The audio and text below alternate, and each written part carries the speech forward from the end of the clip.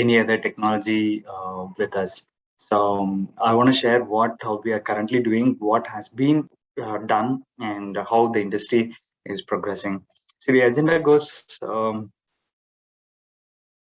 like this. Number one, the evolution of AM adoption, not the AM technology. Second is about who we are and the technology of laser powder bed fusion. When I talk about technology, we need to compare what are the different manufacturing methods are there conventionally and how far AM differs. So from business perspective, this is what we see.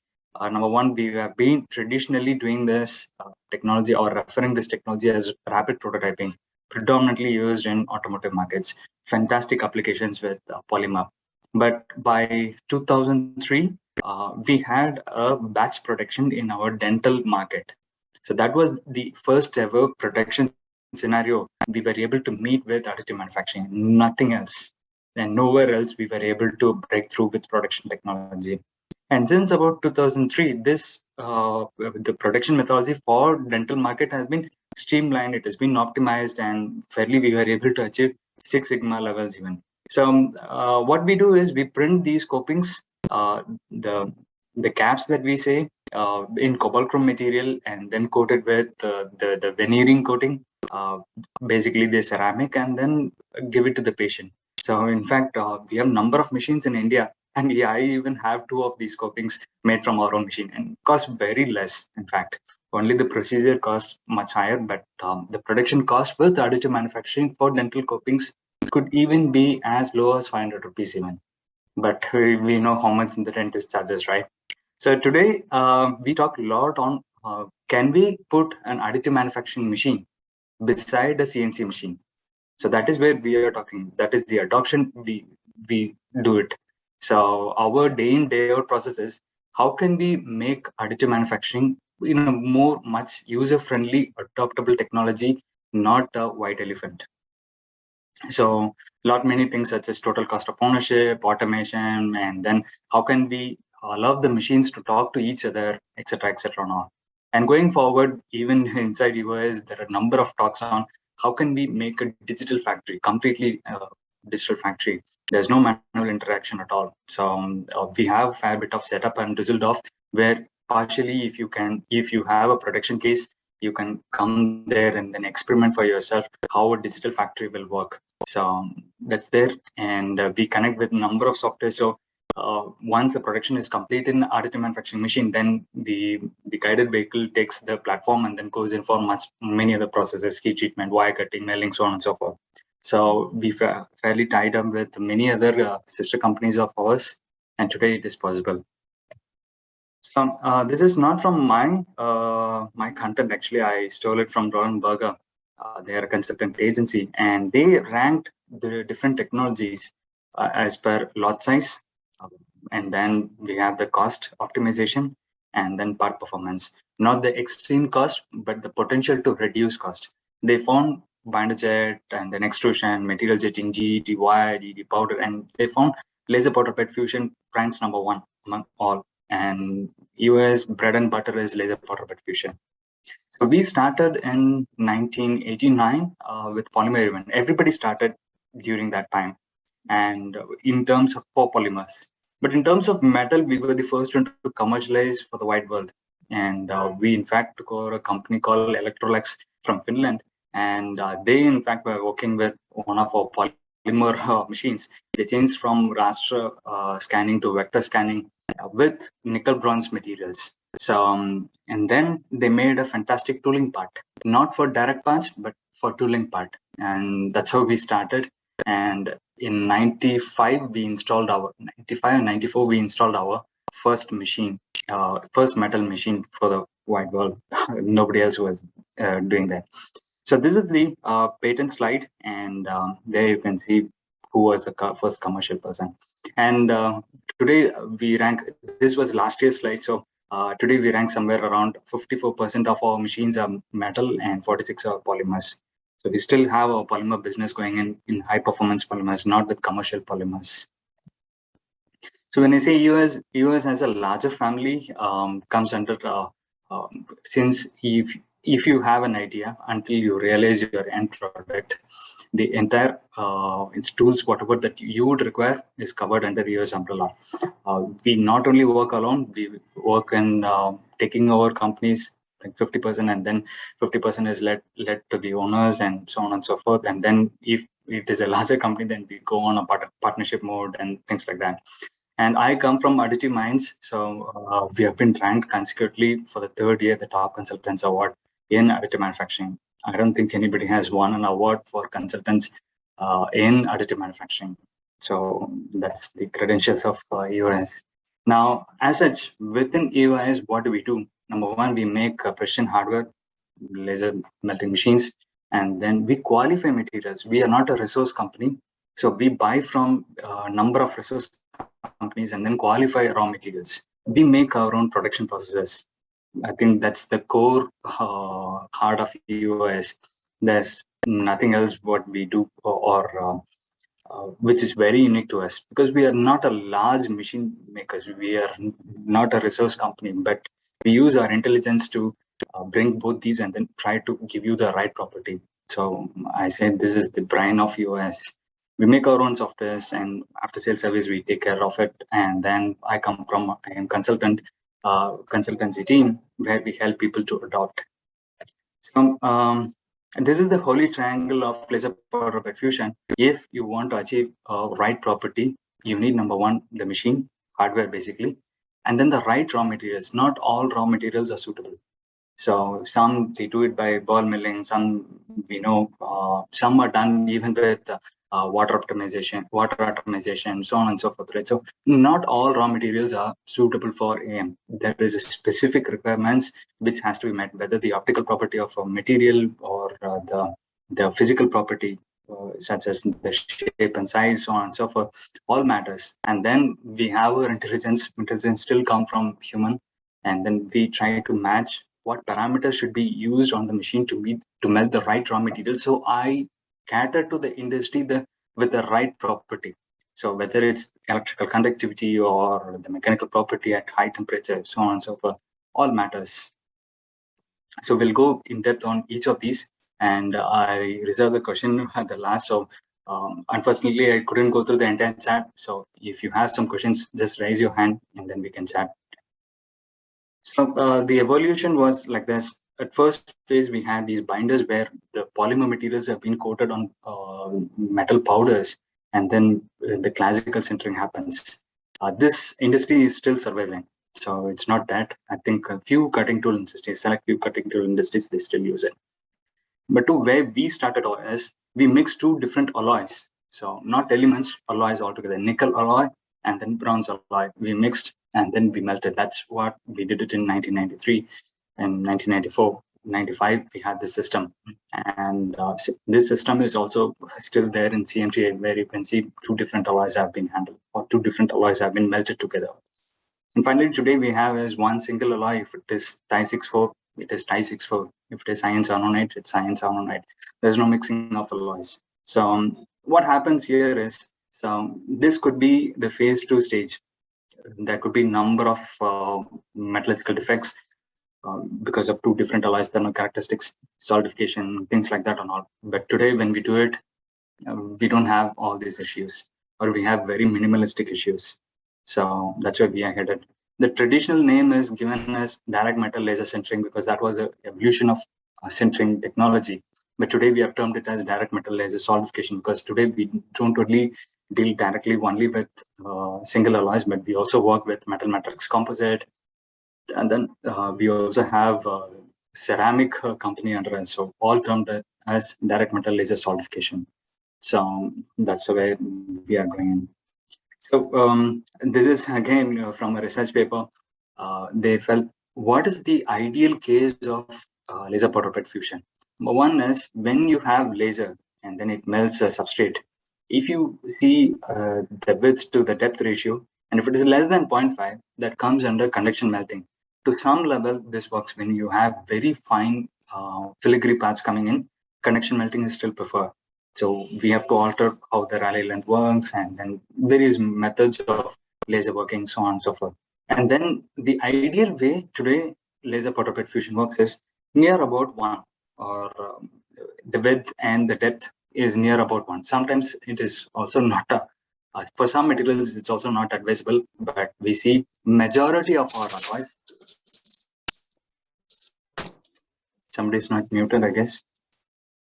So a majority of our alloys are working between the conduction and transition key called melting. If you take the microstructure in as-built condition, you can see how these melt structures are. And typically in welding, they say it's more than 1.5 or near about 1.5, and that causes a lot of issue. And that is why I think we have a quite bit of NDT maturity in welding rather than any other technology. So when we talk to any of these weld institutes, they say, okay, NDT is a must, because this is one of the reasons where they have very high energy coming into very short space or spot size.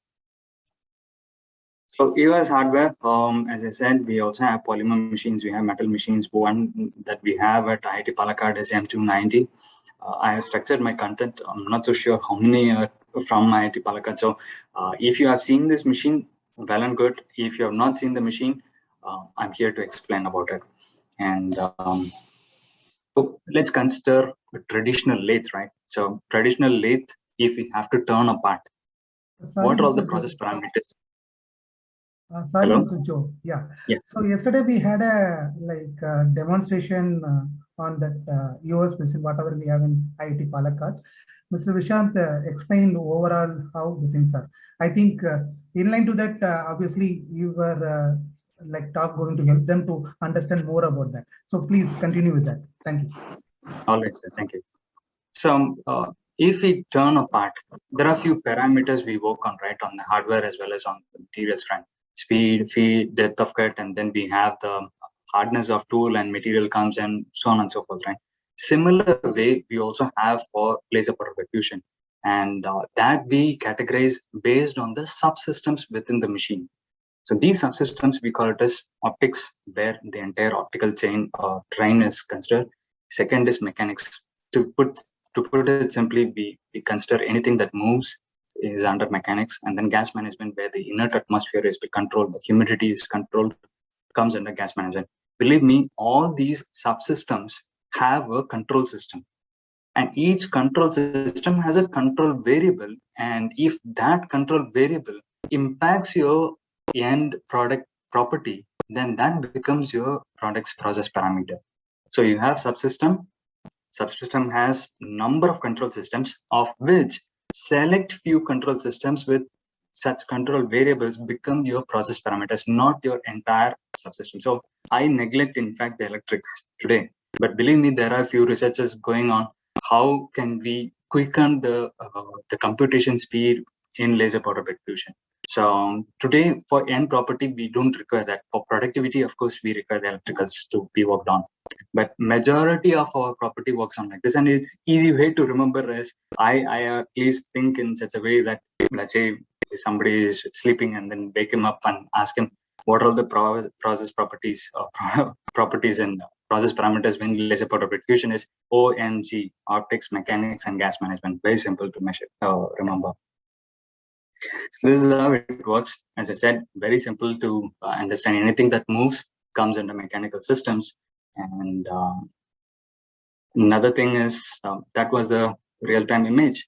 This is a dispenser bin where you load your raw material, and this dispenser bin is always kept at a much higher volume.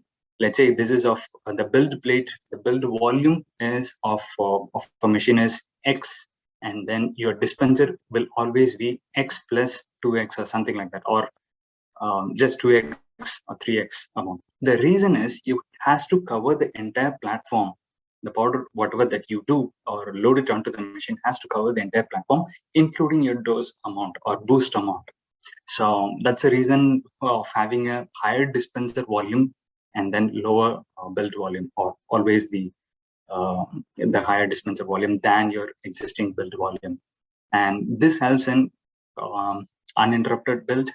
Overnight you print it and then you get your build. So in case if your powder exhausts, then probably you'll have to be there to load the powder into the machine, and then get the machine flooded with argon and so on and so forth. So best way to avoid all this, have a higher volume of dispenser, goes up to 100 kgs even, and then load it entirely so your entire build completes. In case you have an excess powder for the layer, then push it to the collector bin, and then you can still recycle it. I have a few slides how they recycle even. We'll come to that later stage. So another thing is, many people started to ask is, number one, laser melting is solidification phenomena or process, right? We melt it and then solidify it. So it creates a lot of distraction. So how can we, because of these stresses, inbuilt stresses, we call it as residual stress, comes from the solidification process. How can we relieve these stresses for a very bulky part? It's completely up to the user. So what at least we have given a provision to the machine is, have a hot plate instead of a cold plate. Cold plate is somewhere around 30-40 degrees, but if you heat it to a much higher temperature, probably it takes away a little bit of your stress or the residual stress. So we have a heating coil, and today this heating coil with our few of our customized machine goes up to 500 degrees even. The standard one goes up to 200 degrees. And we have to fine tune this heat temperature so you relieve off these stresses for a very bulky part. Anything that goes beyond, let's say for titanium, anything that goes beyond 80 by 80 mm or even 40 by 40 mm, we consider as bulky part. So better to have a higher platform temperature so it takes away the stresses. There is no empirical formula where you can use, okay, if my wall thickness is so much, this should be my platform heating temperature. No, it's completely dependent on geometry and the user's experience. Today, we are trying to bridge this gap means of simulations where we understand what would be the deformation, so I can fine tune my geometry based on the existing process parameters. So that's another way to do it. Second is recoaters. Recoaters is just like car wiper blade. Imagine like that. Takes the raw material from one side, dispenser side, coats it onto the build platform, pushes the excess powder to the collector bin. Now there are a number of ways, number of materials that the recoater comes in. Number one, we call this a rigid recoater, where ceramic and HSS blades are used, and we also have soft recoaters, silicon blades, and then carbon brushes are used. Ceramic we use. Why? Some materials tend to magnetize when we have this micro melting. We have seen this, so we advise not to use HSS material and then use for ceramics. And then soft recoaters are used when you have very fine structures. I remember sir was asking on how can we do lattice structures and things like that. So sometimes soft recoater works fantastically for such geometries, but sometimes it also has issues like this. It can even puncture your geometry could even puncture the blade, and then it could not it would not recoat at that particular section. So it's a bit dicey how we have to decide on our geometry and the selection of recoaters. And these recoaters, the soft recoaters, will even take up about 150 degrees centigrade even, because it's melting and solidification. So you touch it, it's going to be hot. And these soft recoaters are made by NBR, I guess. So NBR and silicone flaps. So fair enough, it can withstand the temperature. Coming to optical systems, so just like we remember our the solar technology, right? We have the absorption, we have the transmission, and we have the reflection. So same thing also happens with laser powder bed fusion. Solar is also light, and laser is also a light. So all these three things happen, and one of the reasons that we have an evolution on laser is how can we increase the absorption or fine tune the frequencies, even the frequency and wavelength. So we started with CO2 lasers, gas lasers, and then we moved to Nd:YAG. Till date, Nd:YAG is considered as one of the fantastic lasers for welding. Can do pulse mode, so on and so forth, and all. We have very peak power even. So and today you see the absorption percentage here with gas lasers and the absorption with Nd:YAG lasers. Not from us, but from a researcher who has done this. And this is one of the reasons we have the evolution in laser. Today we have ytterbium fiber lasers. We have not just disclosed the absorption, but I guess if you Google it, you can also know how is the absorption with ytterbium fiber lasers. And if you go with a few other lasers, I think recently we also had diode lasers for a different perspective, not for absorption, but because dialysis are cheaper, and then have one disadvantage is it has very short life. And so we tend to work on the laser methodology, how the spot size should be, whether should you require a perfect spherical or a circular spot size, or is it an annular one? Would that be okay? And if it is a larger spot size, how is the power or the energy is going to be delivered? And then we have pulse mode even. So that's a recent one currently we are working on. So this is a schematic of optical systems. We have laser, and then we have the optical fiber. Optical fiber will definitely have a lot of these internal reflections, right? So in order to catch it, we have collimator, so it becomes parallelizing, it parallelizes all the beams. And then we have beam expander, which is a set of prisms, actually prisms and lenses, mirrors. So it will have number of bounces. The laser will have number of bounces, and it will alter the shape and the quality of this laser, the optical quality of this laser that comes out. And then scanner is just your X and Y mirrors. There's nothing great about it, except for there is a separate cooling unit that is given to it. And then there is an optical coating, because the more the light is shined on to any surface, the surface gets heated up, right? So you definitely need a cooling mechanism for it. And then we have something called as fish lens, or in a commercial way, it is called as F theta lens, focus and sorry, I forgot what that is. So you will not have the focusing point onto the part of it, because at a focusing point, the energy or the light does not shine at all. So in powder bed, you have definitely a penetration, and then there is a gap that where the power is kept at maximum. And this gap, we call it as Rayleigh length, where your size is in a uniform way. You have the energy being delivered, and there are a number of modes how these works. Also top hat mode, and then Gaussian beam mode, so on and so forth. And today, if you want to certify a critical part, number of companies, whether it's Rolls-Royce or Honeywell, they ask you to calibrate your lasers and then check for your Rayleigh length. So that's a mandatory one, which when we talk to any of these OEMs, they will come up. And in real time, this is how it works. You have fiber cable, collimator, beam expander, and then the scanner. And these are the motors for X and Y. So that's how it works. And this is a beam expander on top, where you have an adjustment. And today this is done on automatically. You need not to do it, but just to show you that. So in a multi-laser machine, so we also have single laser machine, we also have multi-laser machines. So what we do is in a very big platform like M4, where your length is 400, another side is 400. We split these 400 into 4 segments or 4 quadrants, 1, 2, 3, and 4. And we have separate scanners at each places. It's basically an assembly of multiple M290s. We have 250, another 250, but the overlap is 50 by 50. So that's how it has been considered. And the various ways these sections are stitched even. So one is where you have the step curves, and then where you have the zigzag, and then the sinusoidal wave. Completely dependent on user. We, as a hardware maker, we have given these options. We have also tested at each of these places. When we come to materials, we'll see how the performance is. So you can assign it part by part or section by section. So this is a bigger machine as M4.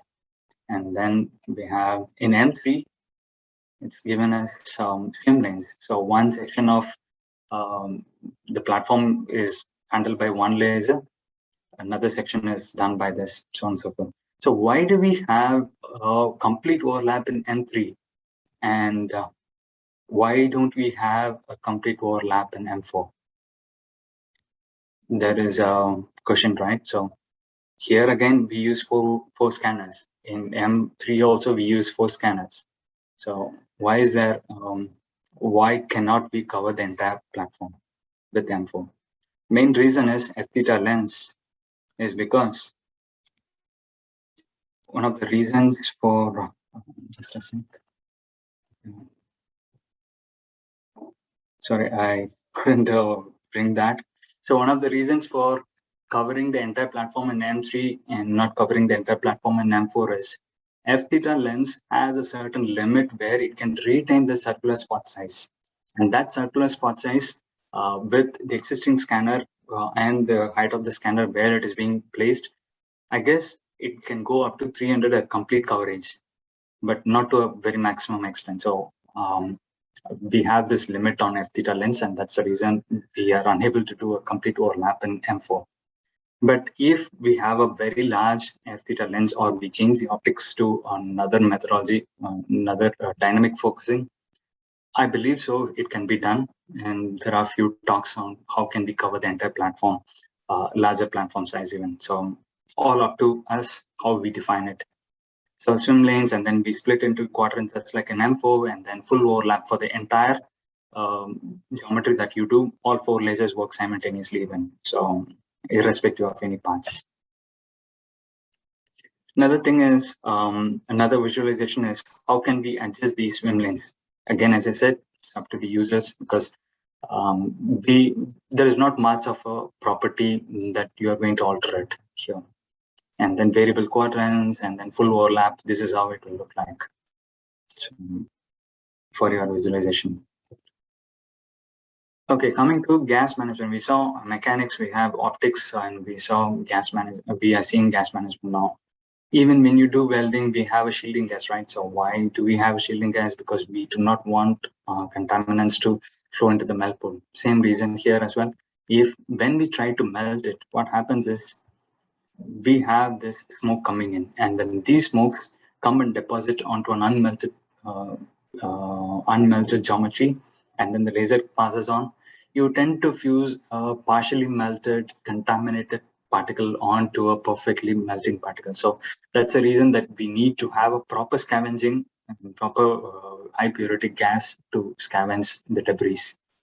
So we have also fine-tuned in a way how the gas flow is, or how the laser should work when we have the gas flow in one single direction. Gas flow cannot be changed because we have a nozzle, and then we have the architecture already pre-planned. But of course, the laser is dynamic, and that rotation can be changed. So there are a few skip angles that we have defined for few select materials, and then it's up to users how they want it to alter.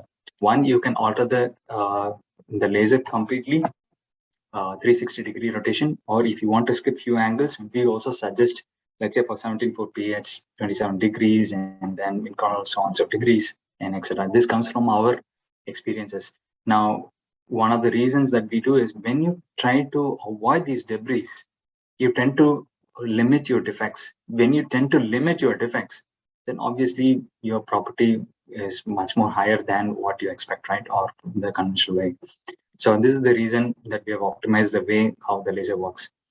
One other thing could also happen is if your filters are not cleaned, what happens is, how the architecture works is, there is a gas that's coming in, and then there are nozzles here. This is the O-ring that you see here. It's the scanner, it's the top view. This is the dispenser. There is no flow in dispenser, but this is the build platform, and there are few sockets that will take away the debris. It goes into a series of filters, and then finally the gas is led to the atmosphere. What happens if you keep on recirculating the gas inside? AM is a closed system, and you have energy coming in with laser, and then you are circulating gas. So basically, we are creating a closed environment with energy being kept on giving in. It becomes a bomb. So we will have to exhaust these gases. So it goes into series of filters where the gas gets cooled, and then we have gas gets puts away all the debris, and then it is led to the atmosphere. So this is how it goes in. Gas from the process chamber goes into a series of filters. I think Vishant would have shown you how these filters are. These are F9 grade filters, ISO 13,000 or 12,000. I forgot the standard, but if you refer the standard F9 grade, you'll see these are all glass filters. Today we are switching to steel filters even with nano coating, and that enhances the life of the filter. So Number one, we have the cylinder kind of a structure called cartridge filters, where the heavy particles are there, comes in and then comes from outside and then gets accumulated here, and heavy particles fall down. When I say heavy particles, ranges from your I think 3 to 20 microns even, with the irregular shape. ISO 12000 has the fantastic ways of what is the debris that is coming on. So the size of the debris that these filters can filter it out, can refer it, and those heavy particles get collected. So it becomes a solid. You can visually see, but with that is not visually being seen. It's pushed to H13 filters. This is a HEPA grade filter, high efficiency particulate air filter. I think if you put 1 liter of air, I think less than 1 microns only passes through. Anything less than 1 microns has been filtered here. And then it goes through turbine, so flow meter, clean gas pass to the process chamber. So that's one of the reasons that we advise. Soon after you stop the machine, do not open the filters, because filter will be very hot. When something is hot, the reactivity is going to be high. And then if you even give a manual touch, I think filters could explode. So all these sections is very hot while or soon after the process is complete. So we allow sufficient cooling time, 1 hour or 1.5 hours, and then we change it. And few gases, approximately somewhere around 7 to 10% of the gas is completely dirty, as far as we have seen with marazing steel. That is let out through an exhaust filter, which is H14. That's the maximum HEPA filter can go. Beyond that, we have the alpha grade filters, and then it goes in. So these filters have also been evolved. It's not overnight. We have taken from few sections and then we have put in. Earlier, we had a very crude filters of F9 only. From our older machines, we had only F9 filters. And when the powders have been evolved and new alloys have changed, we changed to H13 filters. Our earlier machines, we had H11 and H13, and then finally H14 filters. So today we have F9, H13, and then finally we have H14 filters. These are few debris which are very, very minimalistic. Goes like, if you have a casting process, there are some things which cannot be seen, then that goes away. So that's how even with additive manufacturing happens. Few things we cannot recycle at all. That is left out. So this is the H13 filters, and very similar looking in a small size is what H14 filters are also there. So helps in with our production. So coming to how the entire the talk was, how can we convert from digital device to physical device, right? So the entire chain is covered by means of our own softwares. We have EOS system which happens to be the firmware of the machines. So in machine, how the hardware has to work, whatever that you touch onto in the GUI panel, something will move from within the machine, right? So that firmware is called EOS system. And then we have EOS print, which takes your CAD model from pre-processing software called Magix or NetFab or any other software, and then makes it in a way that machine can understand. We have PLCs, we have IPC on which the EOS system runs. So it converts your digital device to a machine language device or machine language code. That the commercial name of this software is called EOS print. And then we have EOS state, where all the sensors, how the production process has to monitor. The sensors for production process monitoring is being controlled by this software called EOS state, which corresponds to the state of manufacturing at that particular layer or time. And all these softwares have been connected to a centralized hub onto a customer's face called EOS Connect Core. So that will tell you how from your digital device until your finished product, even with any other machine, have been monitored. So it's basically it will work with your MES, and then it will give you the current state of the entire production, not just the build process. So EOS state, EOS print is fairly easy. There are YouTube videos. I don't want to touch on it. So a few things which are unaware, I would like to focus on. Number one is EOS state. What are all the softwares that the sensors that will monitor the process. In EOS state, we have few modules and few hardwares that come along. Number one, base thing is, or base sensors. Even if you buy a vanilla-based machine, you will have the gas flow being monitored, and then whether humidity within the process chamber is controlled or not, laser power, platform temperature, oxygen percentage, base sensors, which irrespective of whether they are a tooling customer or an aerospace customer, this is mandatory. And then goes forward to EOS powder bed. What happens is it's basically a camera that we fit onto the very close to the laser axis, and we take images soon after recoating and then soon after melting.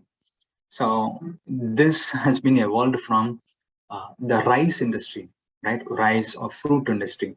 What happens is, this is what we used to call it as the image monitoring and image quality system. There is a flow of rice or fruit, and then certain images taken, and then it is compared with an existing image, just like your traditional image processing.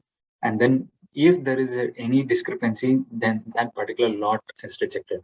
So here we don't have the quality monitoring system, but we have these images coming in. So it takes away quite a bit of your space, in fact, for the entire build process. Imagine you are building approximately 10,000 layers, and 10,000 into 20,000 images would be done. And if you want to export it as a video, that is also there. So in a matter of few seconds, you can see where there is a discrepancy in powder coating even. If that is the place you see powder not being coated properly, then that particular geometry has a stress where it tends to come up.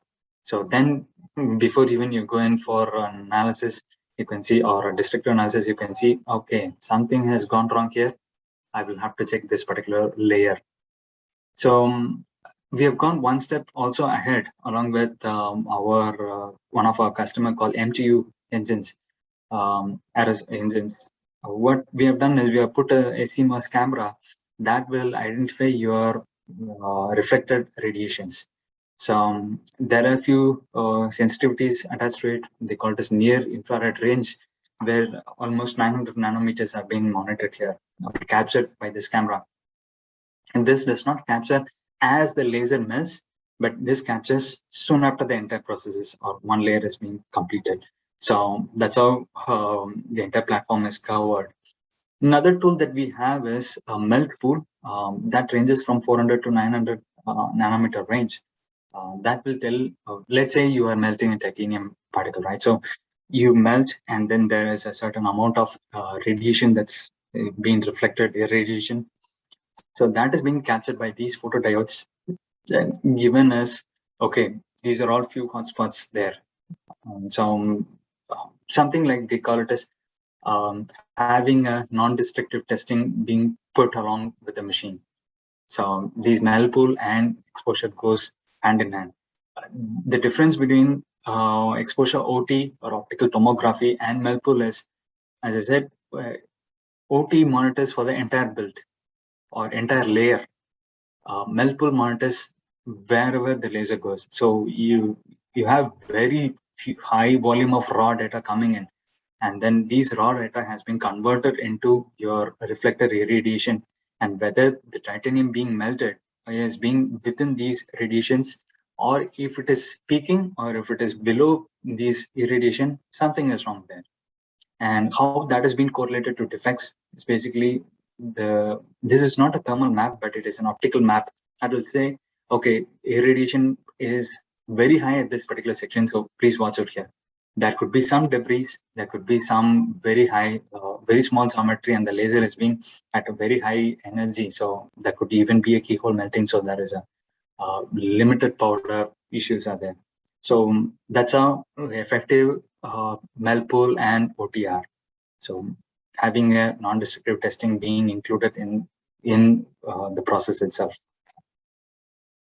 EOS Connectco, sorry, I took this from a commercial presentation, not from the research or the products presentation. So what happens is something could go wrong.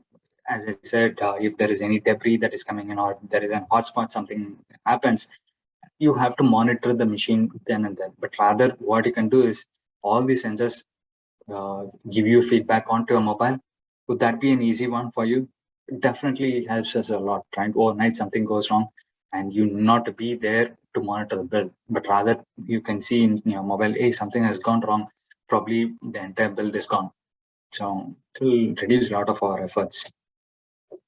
So what happens is we do it in two ways. Number one, we give in API, and we also have this being connected onto the server system from the in the customer side. That will tell, let's say you have 1 or 5 machines even, what's happening here, whether the machine is in progress or not connected, whether it's playing, or it's building, or it's paused, or build process is stopped, so you can unpack the machine. And then we have few notifications. As I said, your laser power, platform heating module, and then the oxygen percentages. All these based on your layer to layer is being given a real-time situation or real-time readings onto these web APIs. So these are messages that comes in. I'm sorry, yeah, sensors. Fortunately, I don't have it, but there was another slide. Apologize. Okay, coming on to materials. As I said, not all raw materials have been good for additive manufacturing. Some are grinded, some are been electrolyzed, processed, some are gas atomized, some are plasma atomized, some have wide variations, some have very fine variations. All this matters. We in fact tried to work on one of the cases we tried to work on was plasma and gas atomization, where we had this plasma atomization, the distribution was less, and then we were able to fine tune not to a very fine distribution, but very limited, not a wide distribution, but a narrow distribution. In such a way, we reduce the ignition energy, and this definitely helps a lot when you want to export this powder, when you want to ship this powder from one location to another location, because when an airline company, they wanted to pick up a powder and then they wanted to move it to another place, they refer what is ignition energy, and that ignition energy is really low when you have this wide variation. So narrow the variation, you have very high, you need very high energy to ignite these particles, and that way you need not to pack it separately, but rather you can have a regular packing. So earlier we used to have a very serious packing for these wide distributions. Today we don't have this serious packing of it, thanks to plasma atomization and our engineers who were able to work on this distribution. So alloy category as such, we have aluminum alloys, cobalt chrome, super alloys, rising steel, and also an armor grade steel. Then we have nickel super alloys, classic alloys, stainless steels, recently coming up with duplex also, then titanium, classic grade 5, grade 23, and grade 2, alpha, near alpha stage. So alpha beta and near alpha. And then we have this refractive materials. Just started, not to a great extent that we can go with tungsten, but we are able to meet, I think, the line geometries. We are coming out trying to build a full block where we were able to realize the pure tungsten properties even. But this list is growing, and how do we choose these alloys is based on different market as well. So not just, okay, today you have a research gap, right? So research gap is being defined based on your market needs. Same thing goes with a commercial company. Let's say a company such as ISRO or a company like Launcher comes up with a specific need, then we tend to work on these alloys and then fine tune a production process for them.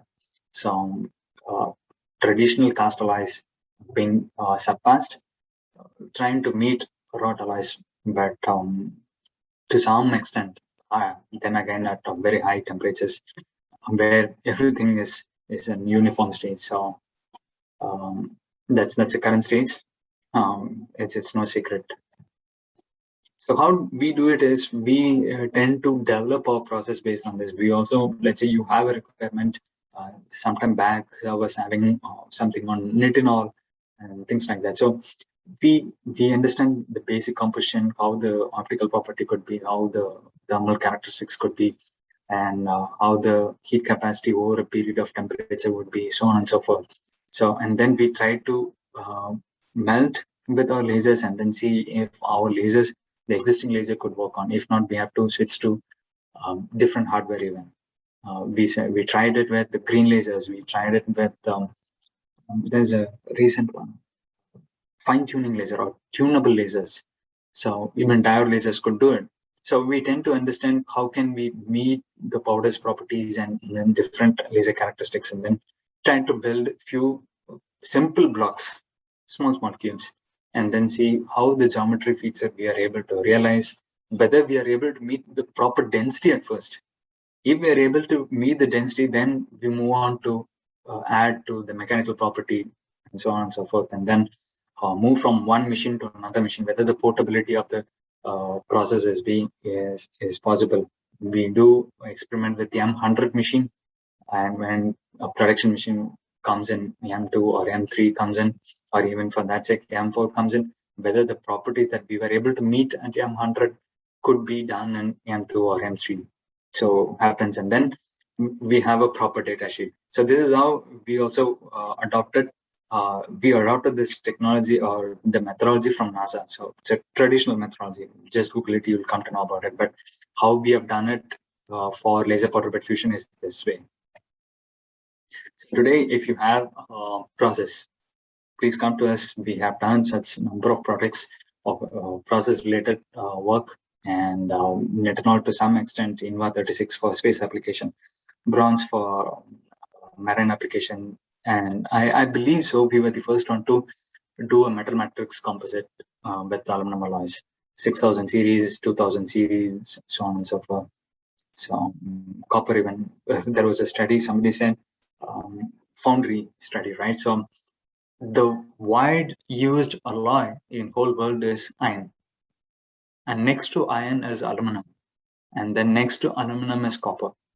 So today we have n number of alloys in ferrous, and then we have select few grades in aluminum, and then comes the next alloy to work on is copper.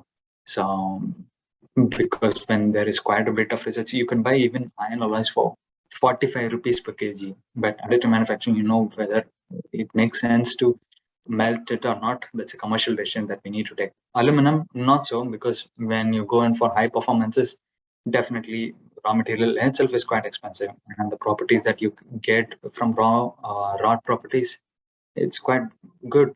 So we tend to work on aluminums, and then copper comes in. We also have nickel alloys, titanium alloys, high performance alloys. This works very well with additive manufacturing. So as I said, we are not a commercial entity.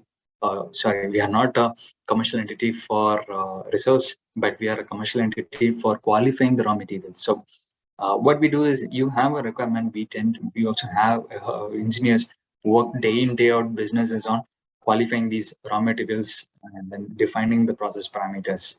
And we dump in somewhere around, I heard so, that 1 million euro is being spent on a week for people of 150 numbers for fine-tuning these processes. So we get the raw materials from different sources. We don't depend on one single source.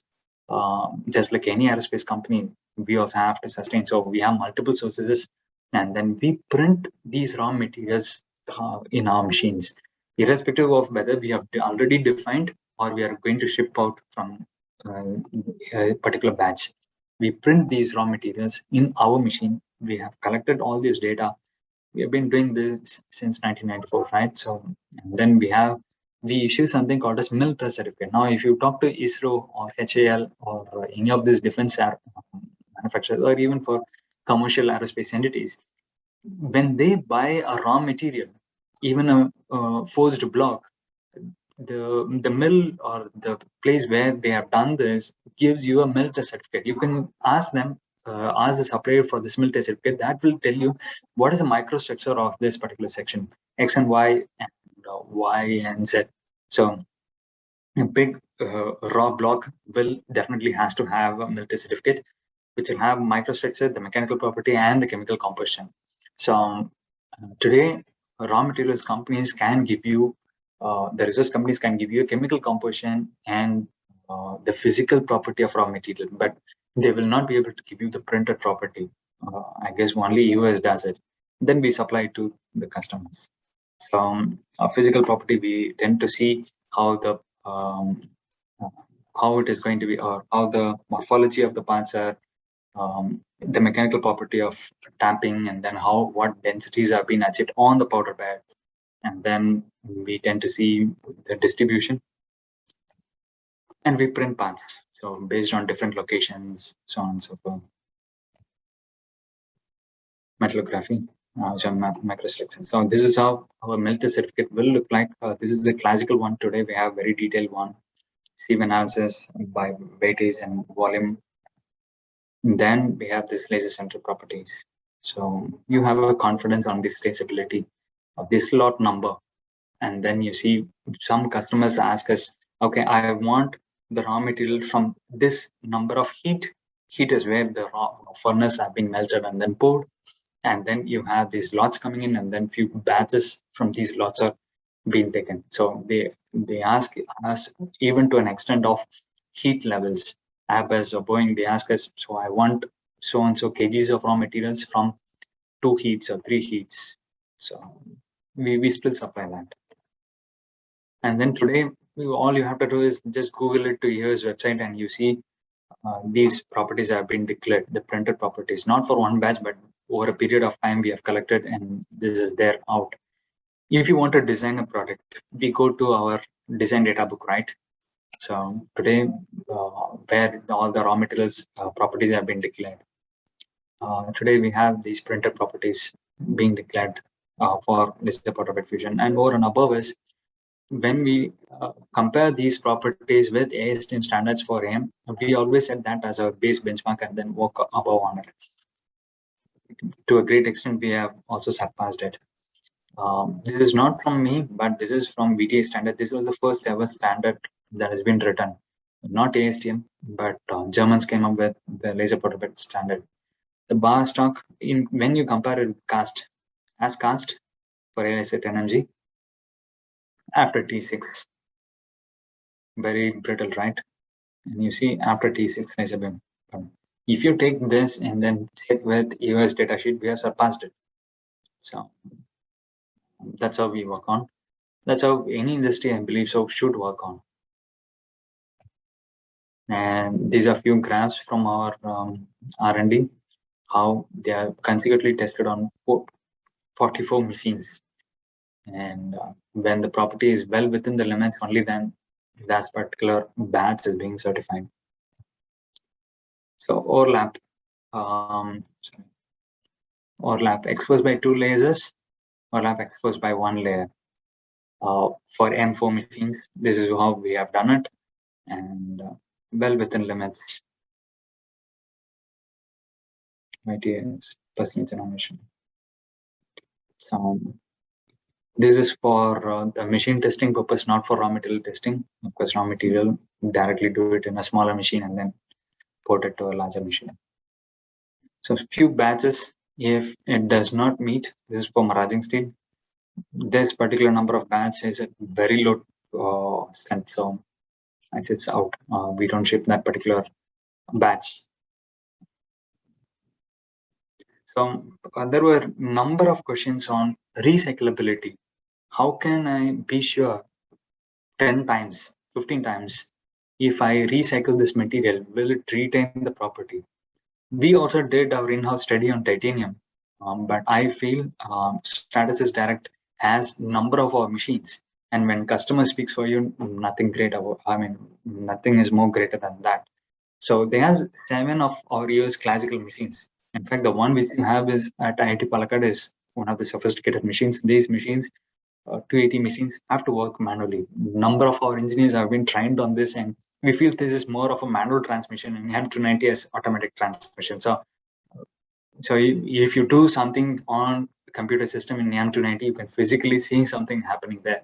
So I personally like M280s, and they have a number of these M280 machines and 2 different material batches, material providers. One we also supplied, the other from a commercial industry, different batches.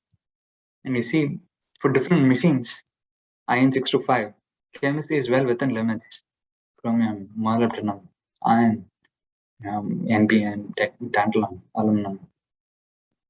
And these is aged up to near about 1 year, correct? 1 year of working days. How about the mechanical strength? UTS 6 machines, 2 atomizers, well within limits, and goes up to 60 cycles they have recycled it. Fair bit of control on their production process. I really like this because they're given it for different machine sake. And if you read through their report, you can see also based on different locations how the property has been checked on, so on and so forth. Beautiful report. Try to Google it and then get it from Stratasys Direct Manufacturing on DMLS. Good one for your study. We also have for titanium, where we mixed one batch and then we loaded onto another batch and then mixed batch with the raw material, new virgin powder, so on and so forth. That's another cooking we have done, and khichdi we have done, and then we are able to melt it. So the one which we recommend is bare minimum. This is what we have at Stratasys Direct. Some people will tend to have an inert atmosphere. Now you have seen even without inert atmosphere, you are able to meet the fair bit of consistency. And the one which we do, or for medical customers, we say if you have questions on the oxygen pickup while you are material or handling these materials, and if you're still doubtful, then use it at under inert atmosphere where you have the sieving also being done. So that comes as another set of box actually. So this is for a very large volume machines, M400. So somebody has 4 M4 machines, load it in a silo, very big hopper, and then the powder materials flow through a conveyor to different machines online. So that's also there. Okay, last few slides. Please consider additive manufacturing as one among many processes. So what process control you do for castings, and what process control you have for wrought and machined, and then you should also have for additive manufacturing. Number of people have qualified their production layouts, production process with NADCAP, and then there's also ISO 13,000 grade, 12,000 grade for site audit, so on and so forth. And then ASTM comes up with 3303. I think you must have heard it from the ASTM speaker, what the process controls that the ASTM has recommended, also in parallel with SAE. But in the end, if you are able to meet the product's requirement, a product's property over a period of time, I think that's the saramsha of what all these standards are saying. So many people come to us saying, okay, I have a very complex design.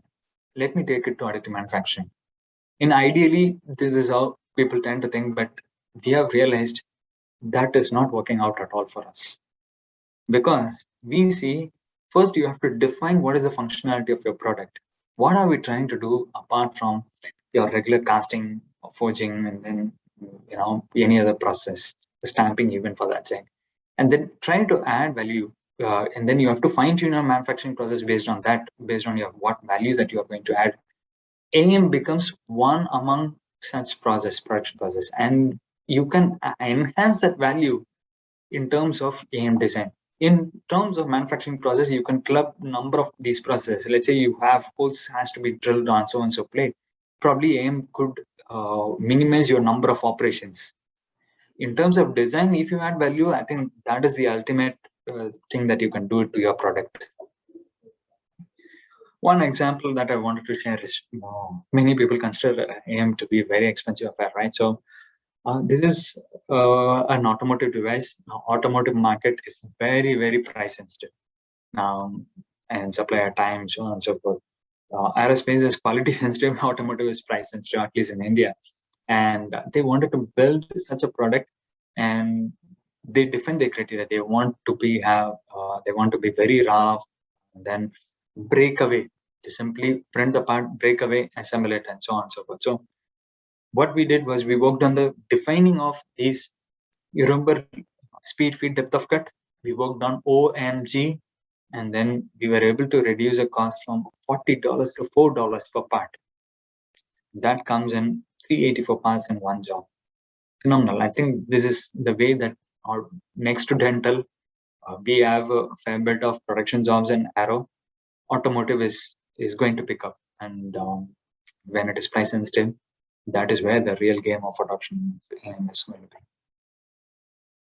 So this is what, as I said, standard time could be like this, and you tend to optimize your production job 76 hours, and then you have 42 euros per part. This is a heat exchanger part that you see only for simulation sake. And then you alter the design. You are able to bring down the build time to 52 hours, and then the cost is 34 euros. 100 euros, nobody will buy even in Germany or any of these European countries. 34 euros, possible, making things affordable, right? So could even enhance your property. This could be your as well properties today with whatever that we have defined. But if you work on, you can reduce your number of production process. You need not even do a finishing process. Even print it, break away, and then deliver it. And you see the time here, 21 hours, 20 minutes, and probably you will have to increase by 40 minutes. Same 33 parts. But if you have to polish all these 33 parts, do you think you can do it in 40 minutes? I highly doubt it. That is where our intelligence is. So as a summary, please consider AM as to be one among any other production process. And if you are able to fine tune your process parameters and then give you a fantastic cost, give the customer a fantastic cost with an added value, well and good. And consider this, not all raw materials are suitable for AM. We have to fine tune it, and it depends on the end property. So I close with this. This is one of the fantastic quote which I like. Going forward in factory of future, there will be only two employees, one a man and a dog. The man will be there to feed the dog, and the dog will watch over nobody touches the machine to safeguard the entire production or the factory. So that is how the future of the factory would be. Thank you very much, and I'm open for questions now. Thank you, Joe, for the nice presentation. So with this, I request audience to ask the questions. Hello. I think. Is there any questions from the audience side? Good morning, Mishan. Good morning, Saurabh. Good morning, Samsulam.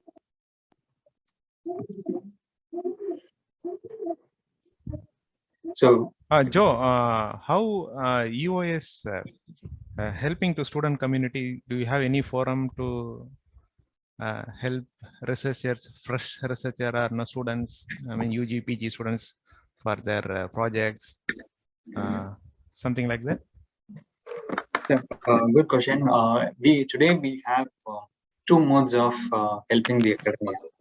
So number one, worldwide, throughout worldwide, from US, Germany, what they have done is we have a separate division of additive minds called EOS Academy, where you can learn how design for additive manufacturing is, how a supportless products are to be designed, how should you define your production process for post-processing event. So what are the different post-processing? There were a few studies on, I think, electropolishing, right? So electropolishing, and then things like that. Can we make a rougher product with electropolishing? Not just always you need to have a finished shiny surface. Sometimes you have to roughen the surface. So and things like that and all. So we have this ready-made content from EOS Academia, which goes from 1 week all the way up to 1.5 months even. So this is more of theory, and if you have a machine, well and good. And if somebody could work, practice whatever that is taught on theory and experimented, well and good. Now, if IIT Palakkad is willing to open up, I'd be very happy if students come and experiment on our machine. So second is what we do here in India is today, many places, wherever we go, even to commercial industries, they say, hey, come on now, I make such a product with stamping, or I make a product with so-and-so process, and it cost me 10 rupees. And I make with additive manufacturing, it's going to cost me 110 rupees or something like that. So how do I do it? There's commercial industries, there's definitely a gap. So we tend to tell people, okay, additive manufacturing is not for mass production. It is for very fine-tuned niche production scenario. It could be on-demand parts where there is a supply chain issue and things like that. That is how we have started. We will come up in a larger way. So what we tend to do for commercial industries is teach them how to select these parts and then teach them how should you evaluate it, not on the fine-tuning of process parameters, not on how your research has to happen and things like that. But in case if you have a project, let's say somebody has industry has a project and they come to you for a help on printability of these alloys, then we work along with you and then try to do it. We have few research programs going on with few of these CSR institutes, and we have done little experiments, not to a great extent, little experiments. The results will be out at how we are able to realize few geometries with the new modules coming on lasers. So that's the thing. So. Okay, thank you. And we have a couple of questions from audience. How much is the gas consumption? How do we supply the gas? That's the question from Danish. Okay, so gas consumption, we don't use, there are two different gases commercially are available. The weld gas, we don't use the weld gas because welding is fairly faster pace. So we use one grade higher gas, very tight gas, tightly packed gas, argon grade A or class 1 they call it as, and different places they call it as based on different standards. The gas consumption, I don't remember the exact number, but at least on the operation side, it takes 1 meter cube or 3 meter cubes to flood the entire process chamber. And then you have, there is a, once that flooding happens, then you have a series of consumption. That is very, very minimum. I don't remember the exact number, but it's minimum that I'm sure. Flooding takes the maximum amount because it has to fill all the ducts, the entire build process chamber, entire filters, and then comes back. So that will take the maximum amount. And then while in processing, because the entire structure is being filled with gas, the consumption reduces. There has to be a flow. As I said, cannot be once you fill it and close it. There is a flow. Okay, thank you. So the next question, can you please brief on F theta lens? Okay, so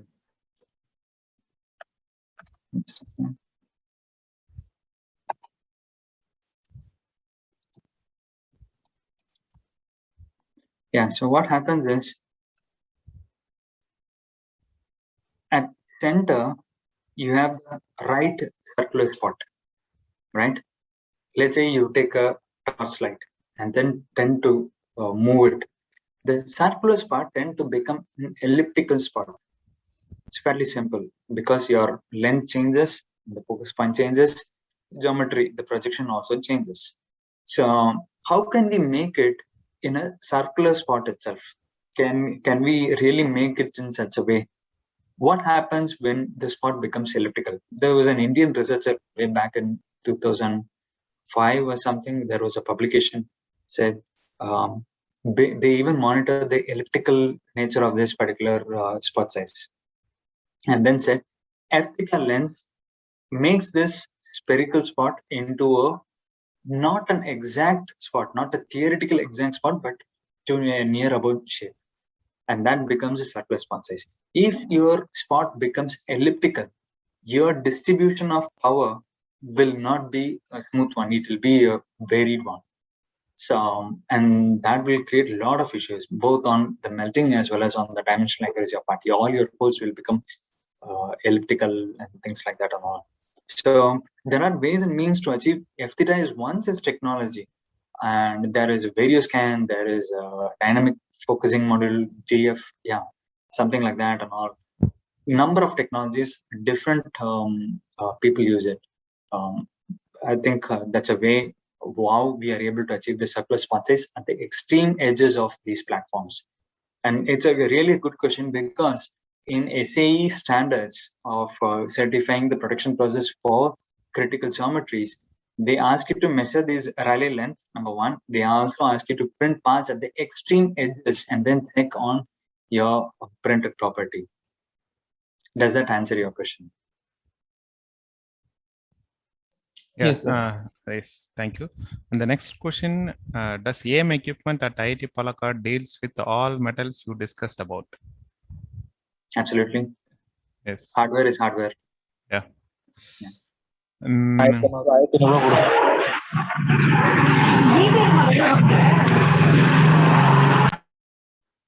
Okay, the next question, what gas flow rate is to be maintained at the inlet of chamber? So, okay, so that anyway, I mean, Joe has answered, but it is typically around, to my understanding, it would be around 2.5 cubic meter per hour. Could be so, sir. Could be so. Around 2, I believe, yes.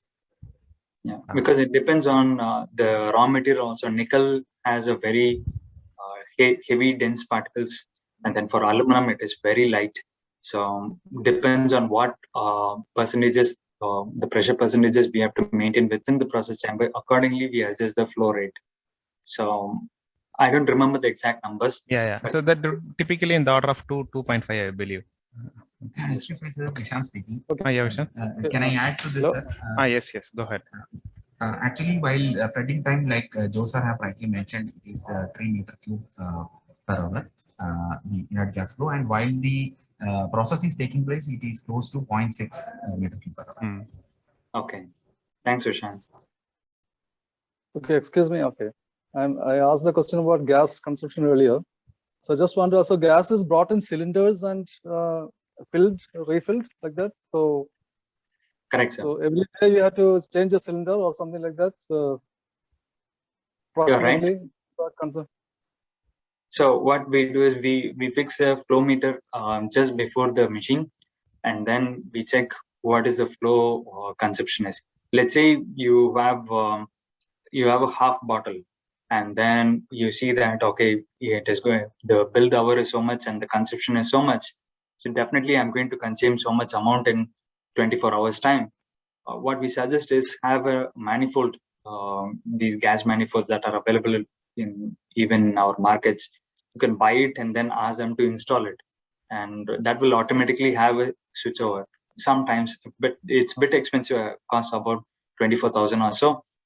You install it 24 to 40,000 even. Yeah, so 40,000 even goes up. You have multiple series of banks of cylinders.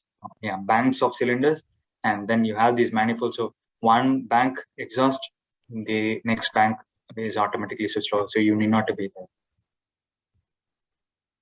Okay, thank you. So that's one reason for the expense again. This, absolutely. Need to replace yes. This.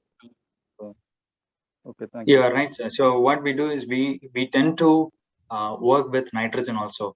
So we had few experiments with nitrogen gas, because nitrogen generator fairly is one-time investment rather than consumable. So for few steel alloys, nitrogen works well. For few steel alloys, nitrogen does not work well. We experimented with 316L melting with nitrogen gas.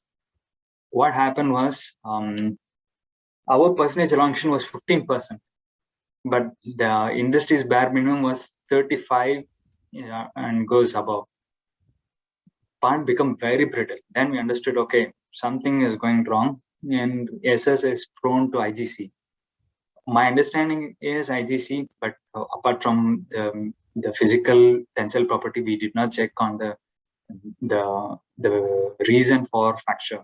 So could be so, yeah. But we are also trying to see how can we avoid nitrogen. Sometimes it is not good. Yeah. In this line, nitrogen forms nitrites when it reacts with the iron. So eventually that makes it brittle. Yes. And in titanium, it forms TiN, correct, sir? And that is again another brittle structure. Okay, thank you, sir. Thank you, sir. Joseph, can I ask sir. questions? Yeah. Sir, these questions may feel like a little vague, but I thought I was curious when I work on this machine. Sir, so as you mentioned earlier, when working on titanium, I have observed that whenever the part size is quite big, like you said, 40 by 40 mm or greater than that, there are chances of delamination. In fact, I have noticed that there are a few delaminations are there. So, in order to rectify it, does EOS have any specific method? Because I was thinking that if we have a dual laser kind of setup, where so that there are two spots which work on the same part, and we can keep the temperature gradient less, then the residual stresses can be reduced, and this will help us in getting the part better built. Now you have also mentioned that there is a dual laser setup, but there was some overlap part only, it covers, not the full part. So what is your, I mean, does EOS have any plans on that? I really like this question, Vishant, because it's a very practical question, and there have been talks on EOS also. Can we use a laser spot to warm up and then use another laser to melt? We felt, we experimented it, and then we felt the observation was when the warm-up laser comes in, not much of a thermal gradient is being given, and it is focused to one few spots. So what today we are talking is with one of our sister concerns called AM Metals. It's another company under US umbrella, where they put a series of lasers, laser spots coming at a time onto the entire build platform, right? So this was done for, there's a specific material which they always claim cannot be done with laser, titanium aluminide, correct? So this is a fantastic material. People raised a red flag, we cannot do this. So we have worked on it, and what they did is, this particular module is called VCLA or VULA, I forgot. Viscous, I totally forgot. But what happens is, this is the same module what you see in Google as EOS comes up with 1 million laser spots for polymer machine. So that module we have adopted for metal, and we have fixed it onto the laser axis. Series of spots come on, and then at a time the entire build platform is warm, not as one single laser warming up, right? So comes in, and then platform is also hot, and then we were able to make with titanium aluminide. But for specific to your question on how can you avoid the stress with a single laser, my experience or my solution would be, or my suggestion would be, is use a deformation software which could give you a pre-deformed part, and then you use that software. You have this geometry inputted, so you'll be able to reduce your deformations. So can recommend Amphion, can recommend Simofact.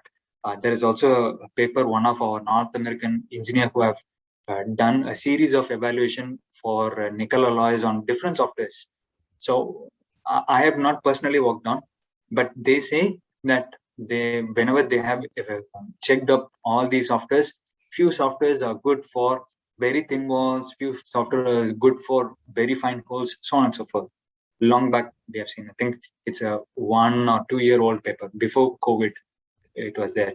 I'll see and I'll communicate to you and sir, so you have that as when you wanted to evaluate these softwares. Yeah, Joe, let me add one point on this.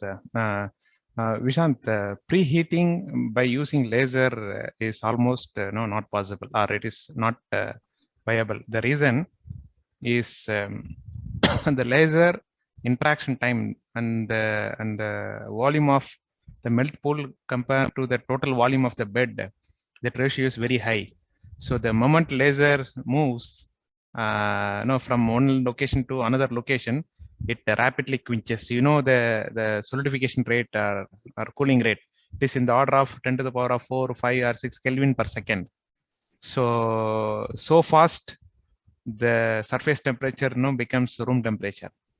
So it is very difficult to keep the bed at a high temperature to minimize the gradient of the temperature or temperature gradient. So people have attempted and they could not succeed on this. That's because of like this. That Process case, phenomena is always there. We Yeah, cannot so neglect then we have this. to actually heat the complete bed at a time, and we have to keep the bed relatively higher Warm. temperature compared to the previous layer temperature. Yeah, I would like to add one more point to that. When you use a laser for preheating, one is laser that the laser is supposed to interact with the material. There is a time. Another thing is from one atom to another atom, if you want to transfer the that energy, that it's also takes some time. Okay, we used to say like maybe it is in the order of 10 to the power of say minus 15 second or more than that, atom to atom transfer. So even people, that's why they are going for femtosecond laser is it will you're like supplying the energy and removing the energy before that the energy transfer from one atom to another atom. That is the reason in femtosecond laser we are getting less heat up at the zone. So same principle goes here also. Whatever lasers you're going to use, before that the energy transfer from one atom to another atom, by the time you'll remove the source. So then the heating of more than one atom or two atoms is very difficult by laser heat. That's also one of the reasons for that. Vishant, I have one other solution which you can readily experiment tomorrow. In your EOS print, in your module, the exposure page, right? In exposure page, you create one other infill parameter and then have as a warm-up with your custom parameters, laser power of so-and-so and scan speed of so-and-so and things like that. And then you have one other infill coming with a standard laser power and scan speed where it will melt. Just check it, and then you can fine tune it for yourself. One laser warms up and then tries, the other laser comes and melts. But as I said, when you try to warm up, see that you don't melt it to a complete extent, but rather a very minimalistic. I think even every laser, if it is a 400 watt, 10% is the lowest volume, lowest wattage that you can go, or 12% that you can go. You can check with the service engineer what is the lowest wattage that the laser can work on, and then you can have a warm-up exposure and then try to have one other. Immediately after that, you can have the standard exposure. Check it, nothing wrong in checking it. It becomes one of your experiment. I like it. So yeah, unless we tend to experiment it, we never know. Seeing is believing, right? Check it, nothing wrong in checking. Thank you so much, sir. Hello, sir. Hi, Joe. This is Pramod. Hi, Pramod. Yeah, so just a follow-up question to Vishant. So what you when you asked that if you want to reduce the residual stress, maybe we can go for a deformed shape and we can work that. But that strategy normally works for lattice structures and thin walls. But suppose if I have a bulk component, in that case, will that strategy be viable? Because in that case, the amount of heat input I'm giving to the bulk structure is too much. So, and there might not be enough time for it to completely. I don't know if that is possible for a bulk structure. So, what other strategies can you apply in that case? Pramod, I saw a demo from one of the software simulation companies. They even made a big bulky gear. We even made one of case studies out of it. So big bulky gear, we use these softwares, and then we tend to see how a bulky structure's deformation could also be monitored with these softwares. I think it's fairly out there. Just like with Amphion people, they will be able to tell you what is the module that you have to choose for a bulky structures. Even your laser rotation and things like that are all included in it. I guess so. Okay, thank you. If you have those links, you can just follow. Absolutely. I'll check up and then I'll share it to sir yourself, and you can circulate it. Yeah. Okay. Thank you, Elliot. Sir, Thank you. Two more questions. Sir, you have shown one IR image from the process chamber. Is that a special accessory which we can buy and attach? Yeah, Vishant. So this one? Yes, sir, this one. So there are two ways to monitor it. What traditionally people used to do is put a thermopile. So this pyrometer, right? So parameter will move on as long as the laser, wherever the laser works. We checked with parameter, but unfortunately, it is not so accurate. So what we fixed is, or what we have done is use pyrometer only for a polymer machine to measure only the bed temperature. And then we moved to these cameras where the direct thermal measurements is not working out for us. So that is why we are unable to give you a proper thermal map of this laser powder bed. But if you want it, just check it up with our services. If you can drill it and then put a thermopile and then check it. So there were studies even if we can put an ultraviolet camera and then capture it. And another thing was use a CMOS camera and then understand what is the radiation that comes up. So we capture only the radiation. It will still be in numbers. And then it will be processed with another software. You can buy it as EOS exposure OT. Software and hardware comes in. Prakash, somebody will come and install it. And you have this setup with you then. Both Melpool also. I think today you have EOS state system and EOS state powder bed. Powder bed images were you able to see? Yes, that is okay. So Melpool and exposure OT would be an additional one. And we work with NI, National Instruments. And the hardware which comes in is with National Instruments. We also take it and then integrate. As I said, if you're not machine manufacturers, right? We are more of integrators. We sell only our intelligence. That's it. And sir, you mentioned about EOS Connect app. Is it available? I mean, to us? This requires today you have a specific brand of industrial process computer IPC. So the machine that you have with you, I think it's an older version. This is with a newer IPC, industrial process computer. So the IPC has to be changed. There's a cost to it, and once that is there, then you can enable it. Okay. Thank you so much, sir. Nice presentation. Thank you so much, Shan.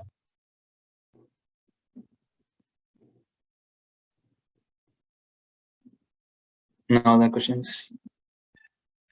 Okay. Looks no more questions. So then thank you, Joe. So we like to thank on behalf of the organizing committee.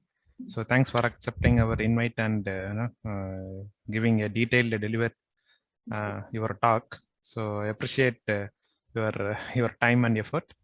So on behalf of again the institute, we'd like to thank you, and so we'll see what other modes we could connect from absolutely, sir. With the EOS.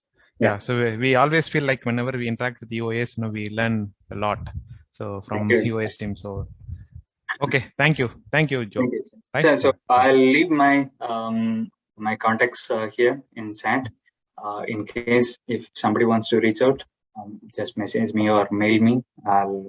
Then we can connect, and I'll find out the paper on simulation, how we evaluated the different softwares. I'll forward it so you can circulate to the participants so they know it. Yeah. All right. Thank you, Joe. Thank you. Bye-bye. Bye.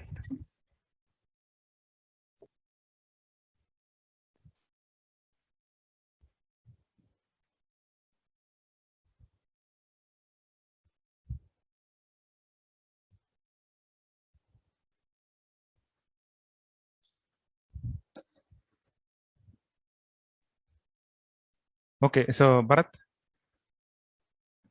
we can send the feedback link to all, right? Okay, sir. Yes. Thank you, Joe. He left or is there? Joe has left. Oh, okay. Joe Ajay is there. No, is there? Oh. Still is okay. I'm just